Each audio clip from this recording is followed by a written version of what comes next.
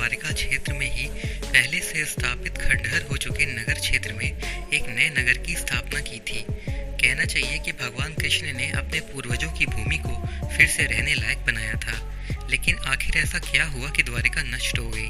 किसने किया द्वारिका को नष्ट? क्या प्राकृतिक आपदा से नष्ट हो गई द्वारिका?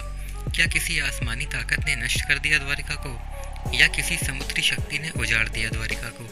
आखिर क्या हुआ कि नष्ट हो गई द्वारिका और फिर बाद में वह समुद्र में डूब गई? कई द्वारों का शहर होने के कारण द्वारिका का नाम पड़ा। इस शहर के चारों ओर बहुत ही लंबी दीवार थी जिसमें कई द्वार थे। वह आज भी समुद्र के तल में स्थित है। 2001 में सरकार ने गुजरात के समुद्री तटों पर प्रदूषण के कारण हुए नुकसान का अनुमान लगाने के लिए नेशनल इंस्टीट्यूट ऑफ टेक्नोलॉजी का एक सर्वे करने को कहा।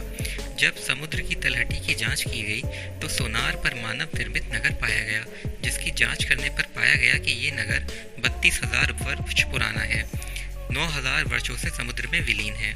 और ये बहुत चौंका देने वाली बात थी। वैज्ञानिकों के अनुसार जब हिमयुग समाप्त हुआ तो समुद्र का जल स्तर बढ़ा और उसमें देश दुनिया के कई तटवर्ती शहर डूब गए। द्वारिका भी उन्हीं शहरों में से एक थी। लेकिन सवाल ये उठता है कि हिमयुग तो आज से 10,000 वर्ष पूर्व समाप्त हुआ। भगवान कृष्ण ने तो द्वारिका की निर्माण आज से 5,300 वर्ष पूर्व किया था। तब ऐसे में इसे हिमयुग के दौरान समुद्र में डूब जाने की थ्योरी आदि सच लगती है। लेकिन बहुत से पुराणकार और इतिहासकार मानते हैं कि द्वारिका को कृष्ण के देहांत के बाद जानबूझकर नष्ट कर दिया गया था। ये वह दौर था जब यादव के लोग आपस में भयंकर तरीके से लड़ रहे थे। इसके अलावा जरासंध और यवन लोग भी उनके घोर दुश्मन थे। ऐसे में द्वारिका पर समुद्र के मार्ग से भी आक्रमण हुआ और आसमानी मार्ग से भी आक्रमण किया गया। माना जाता है कि 9,000 वर्षों पूर्व हिमयुग की समाप्ति पर समुद्र का जल स्तर बढ़ने के कारण ही ये नगर समुद्र में विलीन हो गया। लेकिन इसके पीछे और भी कारण हो सकते हैं। एक समय था जब लोग कहते थे कि द्वारका नगरी एक काल्पनिक नगरी है, लेकिन इसकी कल्पना को सच साबित करके दिखाया आर्कियोलॉजिस्ट प्रोफेसर SR राव ने। प्रोफेसर राव ने विश्वविद्यालय मैसूर से पढ़ाई करने के बाद बड़ौदा में पुरातत्व राज्य विभाग ज्वाइन कर लिया था। उसके बाद भारतीय पुरातत्व विभाग में काम किया। राव और उनकी टीम ने 1980 में समुद्र में 560 मीटर लंबी द्वारिका की दीवार की खोज की। साथ में उन्हें वहां पर उस समय के बर्तन भी मिले जो 1528 ईसा पूर्व से 30,000 ईसा पूर्व तक के हैं। इसके अलावा सिंधु घाटी सभ्यता के भी कई अवशेष उन्होंने खोज निकाले। उस जगह पर उन्होंने खुदाई में कई रहस्य खोले जहां कुरुक्षेत्र का युद्ध हुआ था।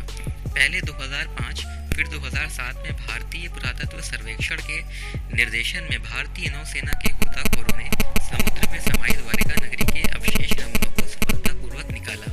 उन्होंने ऐसे नमूने एकत्रित किए जिन्हें देखकर आश्चर्य होता है। 2005 में नौसेना के सहयोग से प्राचीन द्वारिका नगरी से जुड़े अभियान के दौरान समुद्र की गहराई में कटे छटे पत्थर मिले और लगभग 200 नमूने मिले। गुजरात के कच्छ की खाड़ी के पास स्थित द्वारिका नगर समुद्र तटीय क्षेत्र में नौसेना के गोताखोरों की मदद से पूरा विशेषज्ञों ने भ्रमण किया और काफी ऐसी चीजें ढूंढ निकाली जो काफी सालों पुरानी थी। भारतीय पुरातत्व सर्वेक्षण के विशेषज्ञों ने इन दुर्लभ नमूनों को देश विदेशों की पूरी प्रयोगशालाओं को भेजा।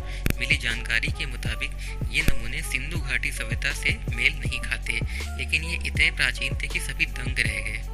इस सवाल की खोज कई वैज्ञानिकों ने की और उसके जवाब भी ढूंढे। सैकड़ों फीट नीचे समुद्र में उन्हें ऐसे अवशेष मिले जिससे पता चलता है कि भारत का इतिहास बदल चुका है और द्वारिका जैसी सच में कोई एक नगरी थी। वैसे तो मान्यता के अनुसार इसको श्री कृष्ण ने बसाया था। अब इसके सबूत मिल जाने से इस बात को और पुख्ता कर लिया गया है और इसको मान लिया गया है। अगर आपको ये वीडियो अच्छा लगा